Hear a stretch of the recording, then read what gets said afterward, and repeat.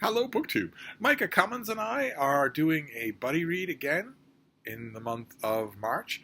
We decided to make our buddy reads forward-facing, as the phrase goes, so that you can join in if you want. And for the month of March, we are plowing our way through another doorstop, something that's a quarter again longer than the Essex Dogs, which we started out with. But unlike the Essex Dogs, which was not available for the first half of the month that we were talking about it, this is a book that's been available for a long time. It will be in print for a long time more. It is a favorite of a lot of people and has been sitting on the shelves of a lot of other people, unread.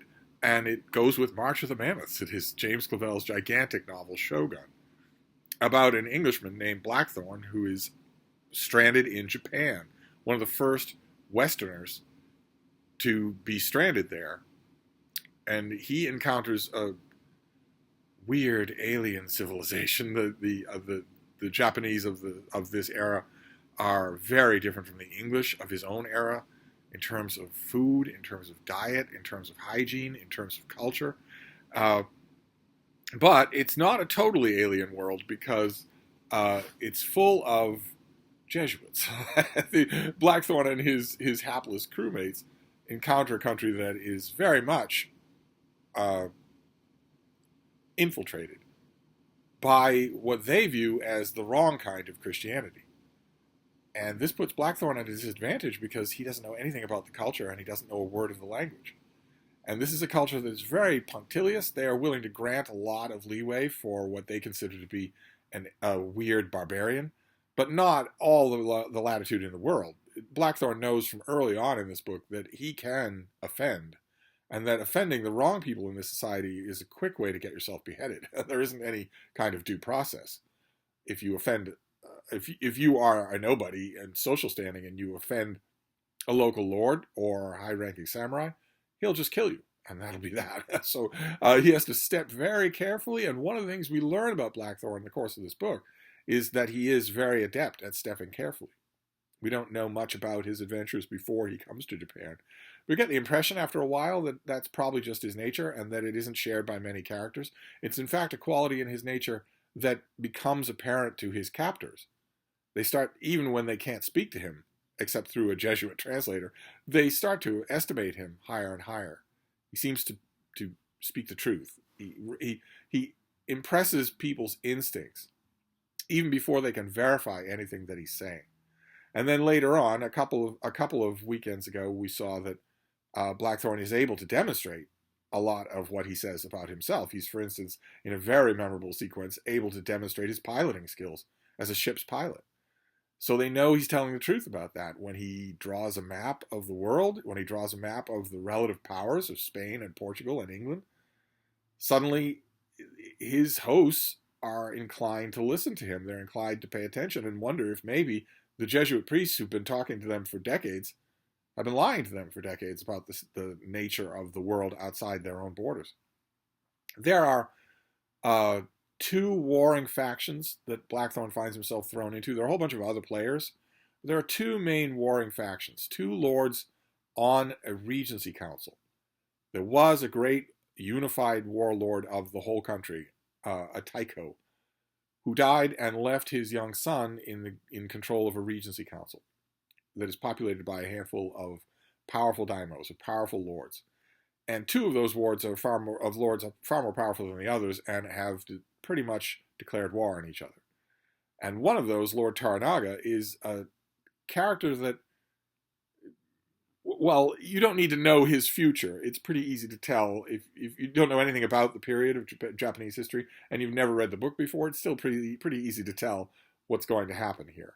And that would explain Clavell's decision to put emphasis on Lord Toranaga and to invest him with a lot of personality. He has a great personality. He's a great character in this book, which has a large cast of characters, but I would argue that Toranaga is the most interesting of them all, more of a complex, nuanced, and also sympathetic character than Blackthorne himself.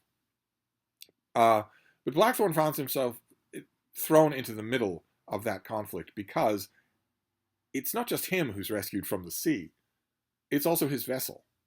I mean, his crew, yes, but also his vessel, with lots of gold and groundbreaking, literally world-expanding maps and navigational charts, and also guns, cannon, that work. and that represent an utterly game-changing uh, addition of technology to the kingdom of Japan.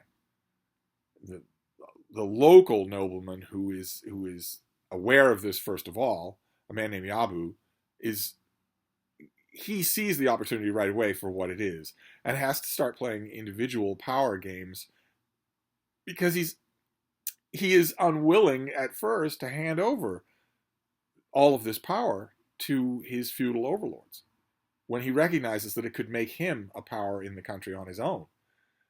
One by one, Japanese characters start to imagine a total revision of the way they do warfare.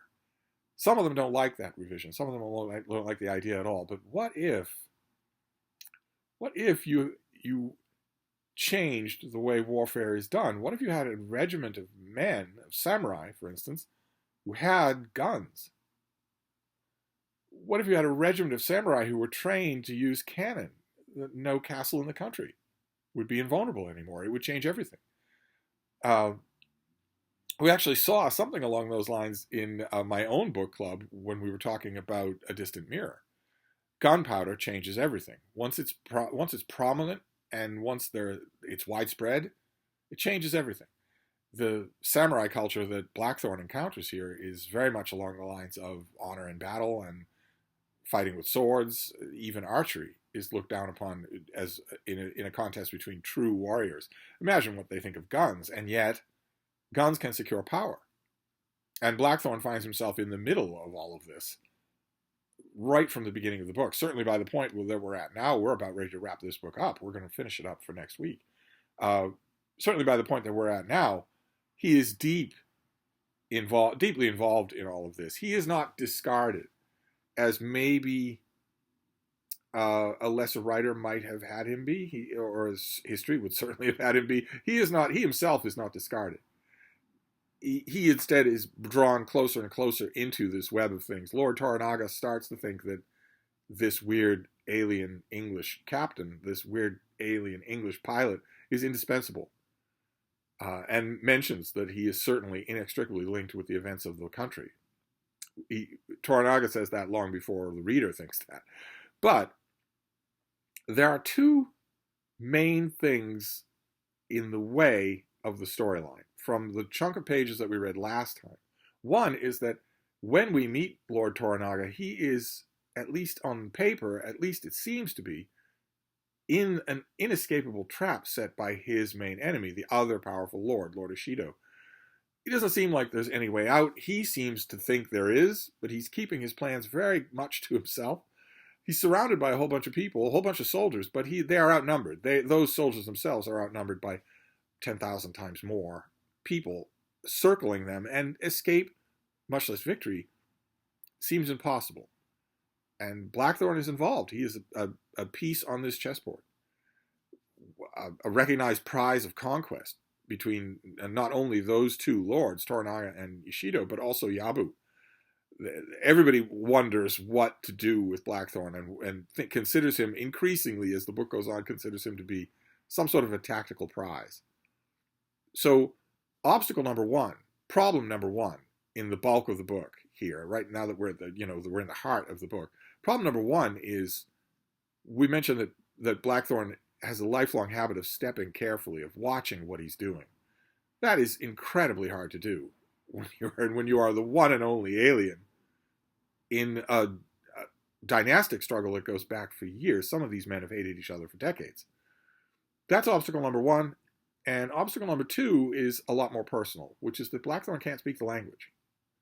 He's totally reliant on translators. Whether it's a woman in Toranaga's court, or whether it's a Jesuit, or many Jesuits, or whether it's a Portuguese sailor, or whoever it is, he can't speak the language. He can't understand it. And after a while, pretty much half the book, Clavel realizes that can't go on. He adds more and more Japanese. In the chapters that we're reading today, there's a lot of Japanese that is not offered with translation. You just have to... Clavel is assuming that you've seen these same phrases and questions and terms so many times before in the book by this point, 400 pages, that you'll start to understand them too. It's actually a very canny way of storytelling. a very canny way of mirroring Blackthorn's struggle with the language is that the reader is also struggling with the language. Clavell is providing you with less and less support and more Japanese. But there reaches a point where that's simply narratively not going to work, and where a challenge, a demand is made that Blackthorn has only so much time to learn Japanese. There's no more of this translating business. You must learn our language. You've already started to learn our customs. Now you must learn our language. And people wonder if it can be done. The time frame that he's given is less than a year. When some of the Jesuit priests who know Japanese have been studying it for a lot longer than that and still don't have a good command of the language, much less a perfect command. The one Jesuit that we meet who has an absolutely flawless command of the language needed 30 years to attain it. Nevertheless, we can't, regardless of what the characters in the novel say and why they say it, we can't have the main character of the book not being able to talk with the other characters. That doesn't work. So that is addressed in the chunk of time that we're covering in these chapters. And likewise, the first obstacle is as well. As we learn more about Toranaga's grand plan, which has a title of its own, and as he works harder and harder to achieve complete mastery over the Regency Council, with whom he breaks in the chapters that we're reading today. He's intentionally making himself a renegade. And I want to read you just a couple of things here. We don't have to go on about this because you're either committed to this book or not at this point. I want to read you a brief scene in which Toranaga instructs a woman to become a consort to Blackthorn. He instructs her to do that, and she objects. And it's a very good scene. Blackthorn's not in it. It's a very good scene in showing us how Clavell is writing this character. Fujiko is the name of the woman who he is ordering her to spend time with the barbarian pilot. Fujiko was kneeling abjectly in front of Toranaga in the main cabin that he had used during the voyages, and they were alone. I beg you, sire, she pleaded, take this sentence off my head. It's not a sentence, it's an order. I will obey, of course, but I cannot do... Cannot? Toranaga flared. How dare you argue? I tell you you're to be the pilot's consort, and you have the impertinence to argue? I apologize, sire, with all my heart, Fujiko said quickly, the words gushing. That was not meant as an argument. I only wanted to say that I cannot do this in the way that you wished. I beg you to understand. Forgive me, sire, but it's not possible to be happy or to pretend to happiness. She bowed her head to the futon. I humbly beseech you to allow me to commit seppuku. Characters, when they feel like they're in a dead end in this book, the Japanese characters are constantly asking permission from one person or another. Please allow me to kill myself. I've said before that I do not approve of senseless death. I have a use for you. Please, sire, I wish to die. I humbly beg you. I wish to join my husband and my son. Toranaga's voice slashed at her, drowning the sounds of the galley. I've already refused you that honor. You don't merit it yet. It's only because of your grandfather, because Lord Hiromatsu's my oldest friend, that I've listened patiently to your ill-mannered mouthings so far. Enough of this nonsense, woman. Stop acting like a dung-headed peasant. I humbly beg permission to cut off my hair and become a nun. Buddha will know. I've given you an order. Obey it. Obey, she said, not looking up, her face stark. Then, half to herself, I thought I was ordered to Yedo. You were ordered to this vessel. You forget your position. You forget your heritage. You forget your duty. You forget your duty. I'm disgusted with you. Go and get ready. I want to die. Please let me join them, sire. Your husband was born samurai by mistake. He was malformed, so his offspring would be equally malformed. That fool almost ruined me. Join them? What nonsense. You're forbidden to commit seppuku. Now get out. But she did not move. Perhaps I'd better send you to the Eta, to one of their houses. Perhaps that would remind you of your manners and your duty. A shudder racked her, but she hissed back defiantly, at least they'd be Japanese. I am your liege lord. You will do as I order. And here, for that, you will do as I order, Clavell puts a hyphen between each word. Fujiko hesitated. Then she shrugged. Yes, lord. I apologize for my ill manners. She placed her hands flat on the futon and bowed her head low, her voice penitent. But in her heart she was not persuaded, and he knew, and she knew, what she intended to do. Sire, I sincerely apologize for disturbing you, for destroying your harmony, and for my bad manners. You were right, I was wrong. She got up and went quietly to the door of the cabin. This is not settled, and they both know it. If I grant what you wish, Toranaga said, will you in return do what I want with all your heart? Slowly she looked back. For how long, sire? I beg to ask, for how long must I be consort to the barbarian? A year. She turned away and reached for the door handle. Toranaga said, half a year. Fujiko's hand stopped. Trembling, she leaned her head against the door. Yes, thank you, sire. Thank you. Toranaga got to his feet and went to the door. She opened it for him and bowed him through and closed it after him. Then the tears came silently. She was samurai. That kind of subtle negotiation, that kind of really stark characterization and subtle negotiation, there you're supposed to, as a reader, you're supposed to figure out what's going on in that scene. It doesn't need to be spelled out for you. And that doesn't happen between Blackthorn and any character, even at the end of the book. The closest thing you get in the chapter, we haven't read them yet, but the closest thing you get at the end of the book to something like that are scenes between Blackthorn and Toranaga. So there's a case to be made that he is really stealing the novel for most of its length. And then there was one other section that I wanted to read you. Let's see here.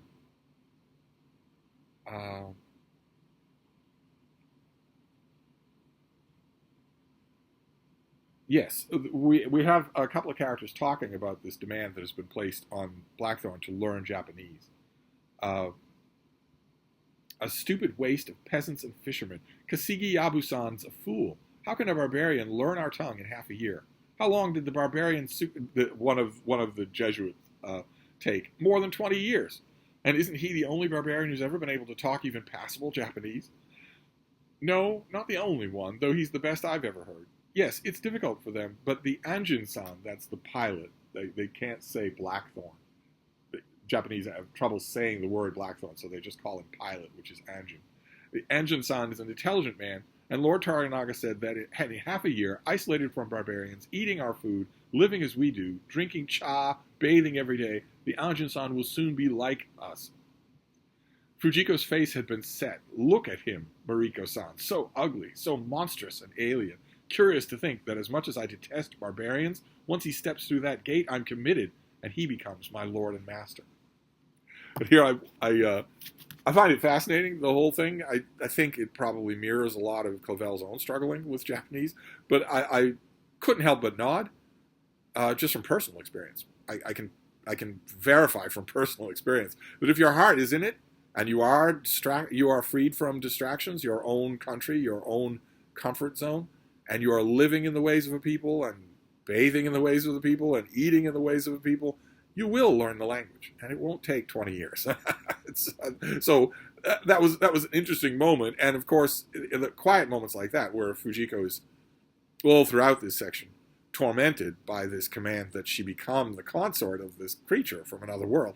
All along the course of these chapters that we're reading, in addition to that, we get thunderous military action as Toranaga fights and wins one battle after another. He's a big, bluff, loud-voiced man, but he is canny. And he has an amazing ability to read his opponents. And you get all of that, and you would get all of that with Blackthorn or without him. This book is, I just want to finish up by saying that there was a school of historical fiction. It's very much still present with us. It's had its heyday. It will go out of fashion for a bit, then it will have a huge hit like this. This book sold like crazy. And that school is that you have real historical characters, like Lord Ishido, like Toranaga, real historical settings, the dynastic struggle for the coming shogunate, and you introduce a fictional character who is there all along, is an eyewitness all along to all the events that are going on. And therefore you get to narrate them. When Shogun came out, the same era that saw Shogun sell a million copies, also saw other books exactly along that school that came out and sold millions and millions of copies. What is Gone with the Wind? But that Gone with the Wind is not told from General Sherman's point of view.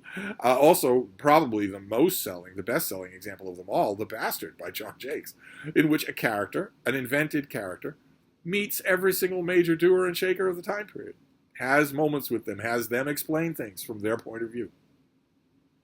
That is not, I would argue, at the moment, the preferred method for historical fiction. Philippa Gregory, 30 years ago, wrote The Other Boleyn Sister, which is an insider's day-by-day, month-by-month, week-by-week view of the court of King Henry VIII. But it's not by an invented character. It's by Mary Boleyn, who is Anne Boleyn's sister, and about whom we know quite a bit. And, of course, one of the most successful historical novels in our current moment is Wolf Hall by Hilary Mantel, also set in the court of King Henry VIII. Mary Boleyn is in that book, but it is the viewpoint that we get is not an invented character. It's an actual counselor to King Henry VIII, Thomas Cromwell. Whereas 30 years ago, 40 years ago, people did write big, sprawling historical novels set in the Tudor era or wherever, where if they wanted to take you inside the courtroom and the council room, they had to invent a character who would end up there. When you're reading, especially when you're deep into Shogun like this, you realize a little bit awkwardly that this story does not need Blackthorne. Or it certainly doesn't need him to be the prominent character that he is. The introduction of Western canon, not that Western canon, but not Harold Bloom's Western canon, but actual cannons, actual weaponry. Western weaponry, Western navigation, a Western view of the world, Western military tactics. The introduction of all of that to Shogunate Japan, that could have been done without taking us through this one made-up character falling in love with one woman and then another. Those are novelistic distractions. Boy, though, are they good novelistic distractions. This is just so much fun to reread. I feel a little sorry for Micah, maybe a lot sorry for Micah, because I didn't. We picked Essex Dogs, and we both enjoyed it, and the inconvenience there was that we didn't notice that it didn't come out until halfway through the month where the read-along was taking place, the buddy read was taking place. I was able to get a copy to Micah, but otherwise he would have had to wait. We couldn't have done a buddy read. And my thought was, well, let's not make that mistake again, but I may have made another mistake in, a 1,000-page novel when Micah has a full-time job and lots of other things to do, and so do the rest of you. So I think this coming week we will announce our next. We're going to continue. We're going to do a forward-facing buddy read for April, and I think it will be a relief. I don't think it will. It will not be another 800-page novel. But boy, oh boy, length notwithstanding, I am enjoying the heck out of this again. So we're gonna finish this up next week, and then maybe Micah and I will have some sort of talk, maybe a Zoom chat about the book. It'll depend on whether or not he can finish it and when he finishes it, because it's a big time ask. So, but anyway, that's where we are now in Shogun as we're reading along now. Things are at a massive military climax, and the last part of the book is that climax drawn out over 300 pages. So it's really thrilling. If you get this far, you won't have any trouble getting to the end. But anyway, I'm going to wrap this up for now, but I'll be back. Thank you, BookTube.